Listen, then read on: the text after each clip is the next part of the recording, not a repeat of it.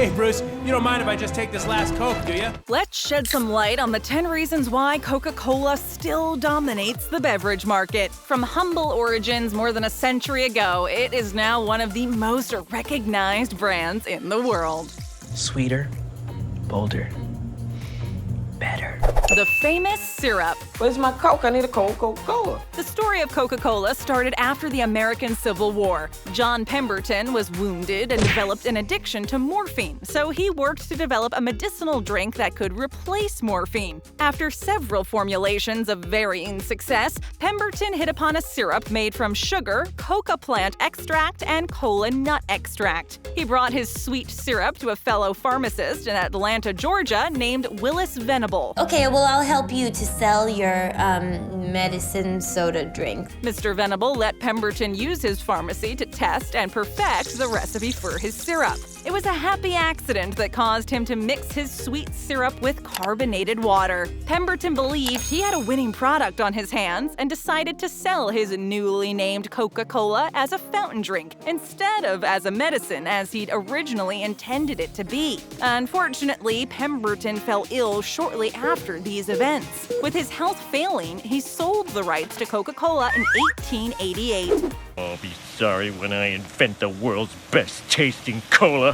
Gone global. Coca-Cola. The Coca-Cola Company's measure of success is that it sells almost 2 billion drinks a day under several hundred different brands around the world. Unlike many companies that saw hard times during the pandemic, this global soft drink company enjoyed a welcome 5% increase in revenues. Even though people couldn't go to restaurants and other venues like ball games and concerts, they still had to shop for their families while they were stuck at home. Wow, who could have seen that coming? One of the keys to the soft drink company's success has been its ability to adapt so it could continue to prosper. It dropped the coca plant from its recipe, developed a metal can, formulated diet sodas, and expanded into sports drinks and even hard seltzer. Advertising and marketing efforts have made the Coke name and logo a familiar part of pop culture. Most customers will always identify the Coca-Cola Company with its signature cola, but it clearly has successfully expanded its business to cater to people's changing tastes. This willingness to change with the times so it can continue to expand has to be one of the reasons Coca-Cola still dominates the beverage market. You have a right to be mad at me, but don't be mad at capitalism. Capitalism loves you. Branding. Coca-Cola is by far the world's #1 soft drink. For many people, Coca-Cola is almost synonymous with the carbonated beverage we all know as cola. How did this particular soft drink become so embedded in our culture? Coca-Cola and Pepsi have given up on the head-to-head taste tests because cola is cola. The success of the Coca-Cola Company's brand isn't really built just on the merits of the products themselves. Tastes are subjective, so the soft drink company decided to brand loyalty by making customers feel good about buying and drinking Coke. Coke is all American. It's what families drink at ball games and barbecues and is the perfect drink at the movie theater. This Coke tastes like Pepsi. Coca-Cola has had success hooking its customers on a deeper, more emotional level. Coca-Cola wants people to associate its products with feelings of nostalgia, good times, and family gatherings. These are the feelings that a blind taste test with a competitor can never reveal. According to Coca-Cola, more than 19,000 of its products are enjoyed around the world every second of every day. This kind of global success can't be attributed only to the products themselves. A lot of energy and money has been used to craft an image of Coca-Cola that makes people want to choose their products and feel good about doing it. Can I get a 3-piece, some coleslaw, and some beans, and a Coke? Ah! Diet Coke. Can of Steel. It's a can of soda! It's a little difficult to believe that there was actually a time before soda was available in the common 12-ounce aluminum cans we're all familiar with. The Coca-Cola Company first got the idea of putting its soft drink in a can back in the 1930s. However, the cans, originally made from steel, remained prototypes and were never put into production. The traditional glass bottles were a little delicate to be shipped overseas, and Coca-Cola intended to expand into foreign markets. The glass bottles became an issue again in the 1950s when Coca-Cola wanted to make its soft drink more available to the American troops stationed overseas. The company decided cans were the answer, so it went to work on a steel can. Romantic comedy or action? Who wants or? I'm done with or. The executives at Coca-Cola were concerned that Coke's flavor would be harmed by the metal cans, but it seemed to work out in the end. Initially, the cans of Coke were to be sold only overseas, but then the company realized its can was a valuable innovation. In 1960, the can was approved for domestic sale, and the soda can was born. The steel can was durable but expensive, so by 1967, Coca-Cola started the switch to aluminum cans. It's easy to overlook, but the innovation of the metal soda can is one of the reasons why Coca-Cola still dominates the beverage market. Soda? No thanks. More for me. Marketing. Such a perfect combination. Almost too delicious to be true. The Coca-Cola Company has long realized that marketing efforts are an important part of competing in the highly competitive soft drink business. Coca-Cola controls 44% of the carbonated soft drink market, so it must be doing something right. It hasn't rested on its laurels, though, as it continues to push the usual television advertisements, merchandise, and billboards. In 1971, Coca-Cola came out with one of the more famous and successful marketing campaigns when it released a commercial that featured the song Buy the World a Coke.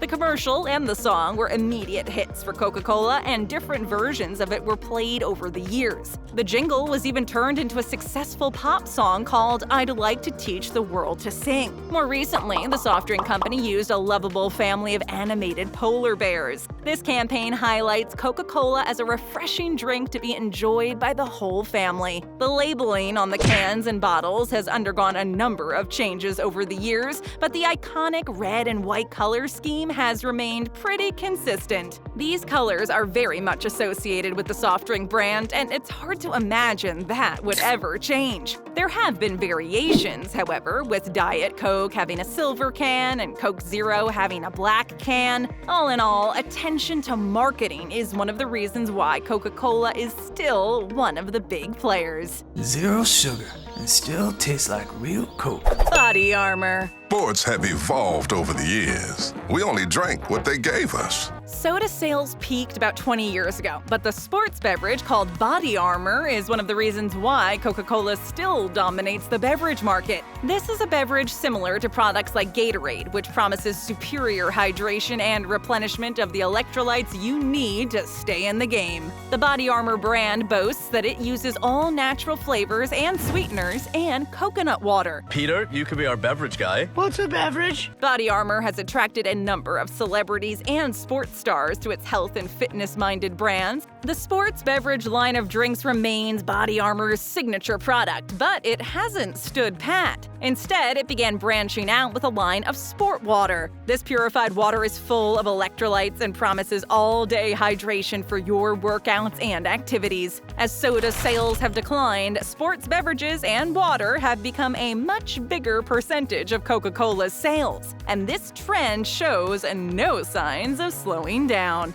I'm at the top of my game. I'm very close to the top.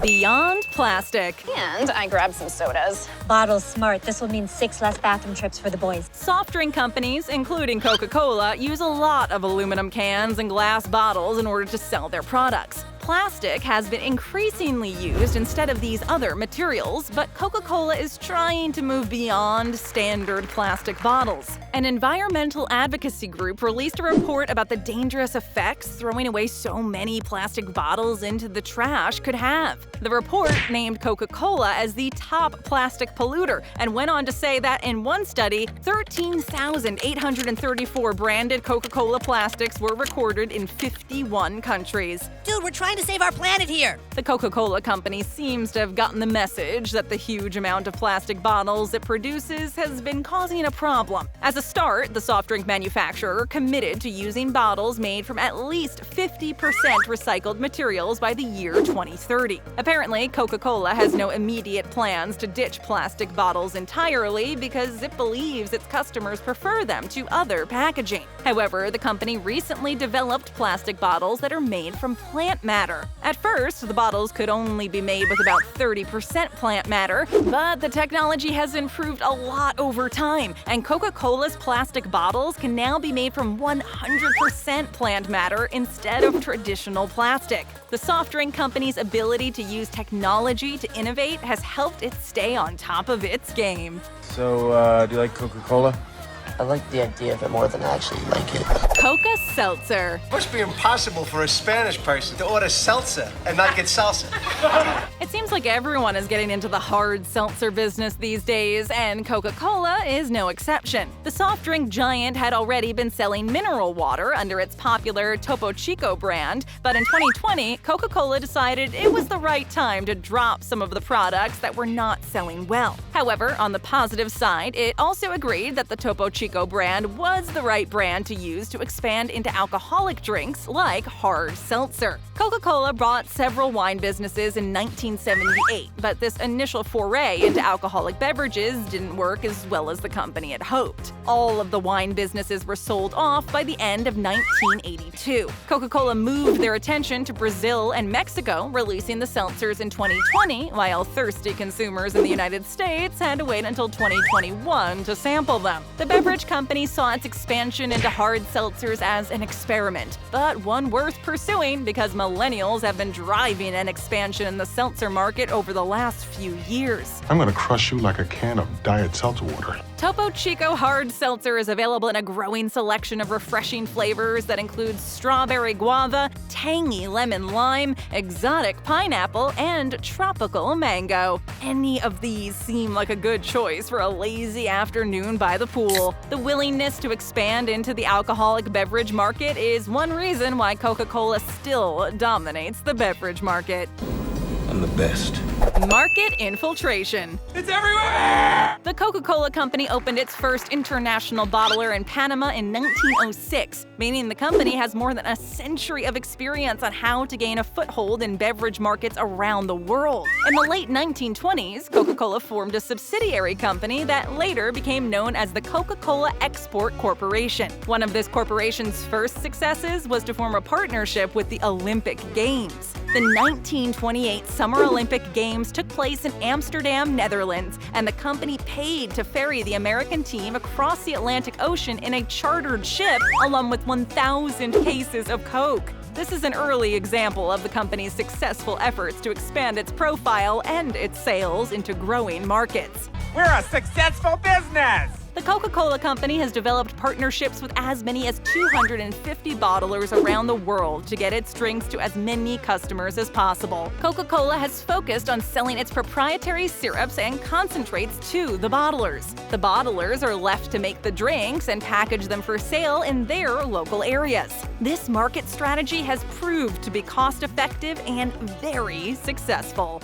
So grab a Coca-Cola and get going. Coffee. Coffee solves everything. Internationally successful coffee companies like Starbucks have shown Coca-Cola that people will pay good money to get their morning caffeine fix at a coffee shop. So it only makes sense for a beverage company selling billions of dollars worth of caffeinated soft drinks to get into the coffee business. Costa Coffee has been around for 50 years and is one of the United Kingdom's most popular brands of coffee. Dude, I'm fading fast. Don't worry, dude. We just gotta fight it with coffee. The success of Costa Coffee caught the attention of the Coca-Cola Company, and in 2018, the soft drink maker bought the coffee shop chain from the parent company Whitbread for $5.1 billion. This was considered a bargain at the time, and with this purchase, the Coca-Cola Company acquired 4,000 stores in 32 countries around the world. Until the company made this purchase, Coca-Cola didn't have a product competing in the hot beverage market, which is one of the areas of the beverage market continuing to show healthy growth. It seems like the soft drink company is willing to take a chance on any beverage with the potential to make money. You bought something with money. God, I love money so much, Morty. Looking for more? Just tap or click another video. First time here? Then leave us a comment, hit that subscribe button, and ring that notification bell.